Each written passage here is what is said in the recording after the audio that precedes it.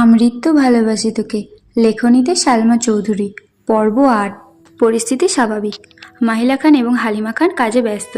আদির আম্মু আদিকে নিয়ে পড়াতে বসেছেন। মিমও হয়তো পড়ছে নিজের রুমে। কয়েক মুহূর্ত সোফায় বসে আবার উঠে রান্নাঘরের দিকে গেল। হালিমা খানের দিকে তাকিয়ে ঠান্ডা কণ্ঠে জিজ্ঞাসা করলো, মেঘ কোথায় মামুনি? মেঘের টিউটর এসেছে, পড়ার ঘরে পড়াচ্ছে। আবির, আমায় একটু কফি দিতে পারবে? হালিমা খান, একটু অপেক্ষা করো বাবা, এখনই দিচ্ছি। আবির ছোটবেলা থেকেই নিজের মা হালিমা খানকে আম্মু, তানভীরের আম্মুকে মামনি আর আদির আম্মুকে কাকিয়া বলে অভ্যস্ত। এত বছরেও তার ডাকে পূর্বের ন্যায় মিষ্টতা মিশে আছে। সোফায় বসে কফি খাচ্ছে আর মোবাইল ঘাটাঘাটি করছে। 20 মিনিট পর পড়ার রুম থেকে বের হলো একটা ছেলে। বয়স হয়তো 22-23 হবে। 5 ফুট 7-8 হবে লম্বা, চোখে চশমা। হালিমা খানকে বলল, আন্টি আজ আমি আসি, আবার কাল আসবো। আচ্ছা ঠিক আছে। এদিকে আবিরের কোমলতা পাল্টে গেল, চটে গেল ভীষণ। সবেগে ঘুষি বসালো সোফার পাশের দেওয়ালে। আবিরের চোখ আগুনের মতো লাল হয়ে গেছে। এক সোজা উঠে ধপধপ করে সিঁড়ি দিয়ে উঠে নিজের রুমে চলে গেল। অতিরিক্ত রাগে আবিরের তামাটে চেহারা রক্তবর্ণ ধারণ করেছে। চক্ষু যুগল ক্রোধ স্পষ্ট প্রতীয়মান হচ্ছে। 5-7 মিনিটের মধ্যে ভীষণ তাড়াহুড়োতে তৈরি হয়ে নিচে নামছে আবির। মেঘ পড়ার রুম থেকে বই খাতা নিয়ে রুমের উদ্দেশ্যে রওনা দিল। হঠাৎ সিঁড়ির নিচে সাইড হয়ে দাঁড়িয়ে পড়ল সে। আবির ভাই হুলুস তুলুস বাঁধিয়ে নামছে। মেঘ এক দৃষ্টিতে তাকিয়ে আছে। মানসিক টানাপোড়ানে ভুগছে মেয়েটা। আবিরের সামনে বা আশেপাশে কোথাও দাঁড়াতে পারে না মেঘ। আবিরকে দেখলেই যেন খেই হারায় বারবার। হৃদয় কেঁপে ওঠে অষ্টাদশীর। কেমন অস্থির অস্থির লাগে। যেমন মারাত্মক চাহনি তেমনি মারাত্মক তার চলাফেরা। মনে মনে এইসব ভেবেই যেন ঘোরের রাজ্যে চলে যায় মেঘ। আবির পাশ দিয়ে যাওয়াতে আবিরের শরীরের ঝাঁঝালো গন্ধ, সাথে তীব্র স্প্রের গন্ধ মস্তিষ্ক পর্যন্ত চলে যায়। সহসা ঘোর কাটে মেঘের। সিঁড়িতে আবির ভাই নেই। কয়েক কদমে আবির পৌঁছে গেল মেইন গেটের কাছে। হঠাৎ রান্নাঘর থেকে মাহিলা খান ডাকলেন, এই সময় কোথায় যাচ্ছিস বাবা? মেঘ পিছন ফিরে তাকায় সেদিকে। আবির চৌকাঠের বাহিরে পা রাখতে রাখতে ব্যস্ত আর ক্রোধিত কণ্ঠে উত্তর দিল, বাহিরে একটু কাজ আছে, ফিরতে রাত হবে। এক মুহূর্তও দাঁড়ায়নি সে, ক্ষিপ্র বেগে হেঁটে চলে যায়। মেঘ ঠায় দাঁড়িয়ে আছে সিঁড়ির নিচে, কিছুই যেন ঢুকছে না ছোট্ট মস্তিষ্কে। কয়েক মুহূর্ত পরে মেঘও যথারীতি বই খাতা নিয়ে রুমে চলে যায়। আজ তার অনেক পড়া। আগামীকাল রবিবার কোচিংয়ে পরীক্ষা, ক্লাস, নতুন টিউশন, সব মিলিয়ে পড়া শিখতে ব্যস্ত হয়ে পড়ে। রাত 9টায় খেতে বসেছেন সবাই। খানবাড়ির খাবার টেবিলটা অনেকটাই লম্বা। টেবিলের এক পাশে প্রস্থ বরাবর বসেছেন আলী আহমদ খান, বাড়ির বড় কর্তা। ওনার বিপরীতে কোনো চেয়ার নেই, কারণ ওনার মুখোমুখি বসার যোগ্যতা এই বাড়িতে কারণ নেই। এক পাশে 4টা চেয়ার, ইকবাল খান, আদি, তানভীর ভাই আর আবির ভাইয়ের চেয়ার। আবির ভাই না থাকাকালীনও চেয়ার সরানো হয়নি। অন্য পাশে 3টা চেয়ার, মোজামেল খান, মিম আর মেঘের। মেয়ে মানুষ গা ঘেঁষে বসা পছন্দ করে না, তাই একটা চেয়ার স্টোর রুমে রেখে 3টা চেয়ার দূরে দূরে রেখেছে। যদিও মেহমান আসলে আরও 3-4টা চেয়ার অনায়াসে ফেলা হয় এখানে।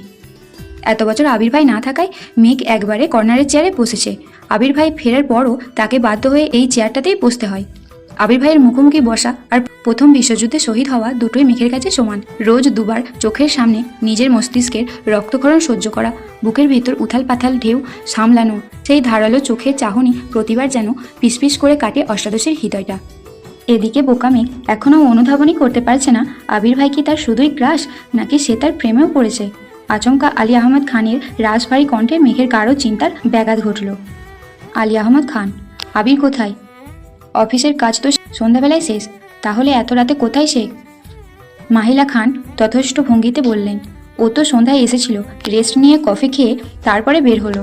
আলী আহমদ খান, ছেলেদের নিষেধ করো রাত বিরাতে ঘোরাঘুরি করতে। ইকবাল খান সাবলীল ভঙ্গিতে বলে উঠলেন, বড় ভাইয়া তুমি চিন্তা করো না, ছেলেটা এত বছর পর দেশে ফিরেছে, বন্ধুদের তো একটু সময় দিতে হয়। আলী আহমদ খান চুপচাপ খাওয়া শেষ করলেন। ওঠার আগের মুহূর্তে মেঘের দিকে তাকিয়ে বললেন, শাহরিয়ার কেমন পড়িয়েছেন মা? মেঘ নরম স্বরে বলল, আলহামদুলিল্লাহ ভালো পড়িয়েছেন। আর কোনো কথা বললেন না। উঠে বেসিন থেকে হাত ধুয়ে নিজের রুমে চলে গেল। তার কিছু সময় পর বাকি 2 ভাইও যে যার রুমে চলে গেল। খাবার টেবিলে বসে খাচ্ছে খানবাড়ির 3 বাঁদর। মেঘ বড় বাঁদর, মিম হলো মেজো বাঁদর আর আদি হলো সবচেয়ে ছোট বাঁদর। 3 জনের রাজ্যের গল্পে মেতেছে। হালিমা খান এসে ধমক দিলেন, এই মেঘ, তোর কি এখন বাদরামি করার সময়?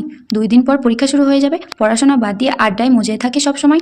মেঘের প্রফুল্ল মুখটা তৎক্ষণাৎ মলিন হয়ে গেল। কোনো রকমে খাবার শেষ করে রুমে চলে গেল। পড়াশোনায় মনোযোগ দিল। আবির কত রাতে ফিরেছে সে হদিসকেও রাখেনি। তানভীর ফিরেছে 11টায়। তখনও হালিমা খান অপেক্ষা করছিলেন। তানভীর মাকে ঘুমিয়ে যেতে বললেন। হালিমা খান 12টা পর্যন্ত অপেক্ষা করলেন। আবির ফিরে আসেনি, তাই বাধ্য হয়ে ঘুমিয়ে পড়েছেন। আবির ফিরেছে রাত 2টার দিকে। কোনো রকমের ফ্রেশ হয়ে ব্যালকনিতে পাতার চেয়ারে হেলান দিয়ে আকাশের পানে তাকিয়ে আছে। দৃষ্টি নিবদ্ধ দূরে ওই চাঁদে। কিছুক্ষণ পরপর মেঘে ঢেকে যায়, আবারও আলোকিত হয়। আবির কি যেন ভাবে খানিকক্ষণ, তারপর গভীর কণ্ঠে নিজেই নিজেকে শুধালো, তুই কি কোনোদিনও শুধরাবি না? কেটে গেল আবিরের নির্ঘুম নিদ্রিতাহীন রাত।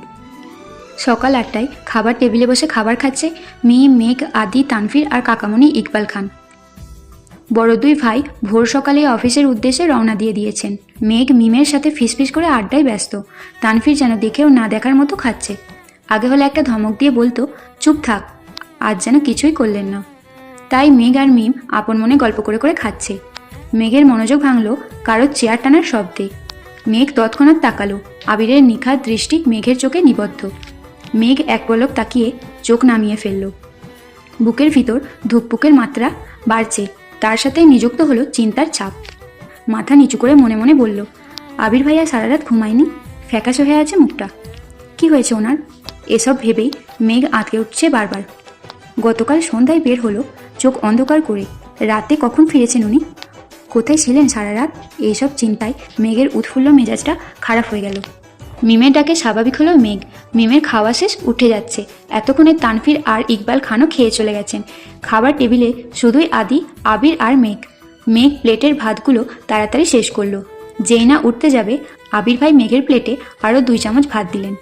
মেঘ ছোট করে চিৎকার দিতে গিয়েও দিল না। চোখ পড়ল আবির ভাইয়ের দিকে। আবিরের তামাটে মুখটা দেখেই চোখ নামিয়ে নিল। আবির প্রখর তপ্ত স্বরে বলল, এগুলো সব শেষ করে তারপর উঠবি। মেঘ কিছু বলতে গিয়েও থেমে গেল। আবির আবারও বলে উঠল, তোর নামে সারাক্ষণ শুধু অভিযোগ শুনি, খাস না খাস না। এখন চুপচাপ খা। একটা কথা বলবি তো আর 1 চামচ ভাত দিব। মেঘ চিবুক গলায় ঠেকালো, অল্প অল্প করে ভাত খাচ্ছে। হঠাৎ আদি প্রফুল্ল মেজাজে বলল, মেঘাবু, আমার খাওয়া শেষ, তুমি লাস্ট। হা হা হা। মেঘের মুখটা আরও ছোট হয়ে গেল। কিছুক্ষণ আগেই 3 ভাই বোন মিলে চ্যালেঞ্জ নিয়েছিল, যে আগে খেয়ে ফার্স্ট হবে তাকে একটা কিটক্যাট দেওয়া হবে। মেঘই ফার্স্ট হতো, কিন্তু আচমকা আবির ভাই বসাতে মেঘের মনোযোগ নষ্ট হয়ে যায়, খাওয়া বন্ধ হয়ে যায়। তাই মিম ফার্স্ট হয়ে গেছে। আদির আগে খাওয়া শেষ করলে তো অন্তত পক্ষে দ্বিতীয় থাকতো। আবির ভাইয়ের উপর কিছুটা ক্ষিপ্ত হলো মেঘ। সঙ্গে সঙ্গে মনোযোগে বিঘ্ন ঘটল। মনে মনে বলল, আবির ভাইকে কি জিজ্ঞাসা করব কি হয়েছে? ততক্ষণে প্লেটের ভাত জোর করে খেয়ে শেষ করেছে। মেঘের জিজ্ঞাসা নেত্রযুগল আবিরের মুখের পানে। মেঘের হাত পা কাঁপছে, গলায় শুকিয়ে আসছে। কি জিজ্ঞাসা করতে চেয়েছিল সব এলোমেলো হয়ে গেছে। আবির ভাইকে দেখলে প্রতিবার যেন বুকের ভিতরে কেউ ঢোল বাজিয়ে নৃত্য করে। আজও তার ব্যতিক্রম হলো না। মুখ দিয়ে টু শব্দটা বের করতে পারছে না। গলা শুকিয়ে কাঠ হয়ে গেছে। চোখ নামিয়ে গ্লাস টেনে ঢকঢক করে পুরো গ্লাসের পানি শেষ করলো। আবিরের এদিকে কোনো মনোযোগই নেই। সে তো খাওয়াতে মগ্ন। মেঘ বসে থাকতে পারছে না আবির ভাইয়ের সামনে, তাই কোনো রকমে কাঁপা কাঁপা পায়ে বেসিনে চলে গেল। আবির চোখ তুলে এক পলক তাকালো প্লেটটা, খাওয়া শেষ, তাই আর কথা বাড়ায়নি। হাত ধুয়ে কোনো রকমের রুমের উদ্দেশ্যে ছুটল মেঘ। সিঁড়িতে এমনভাবে ছুটছে যেন থামলেই পায়ের শিরশিরে গড়িয়ে পড়বে নিচে।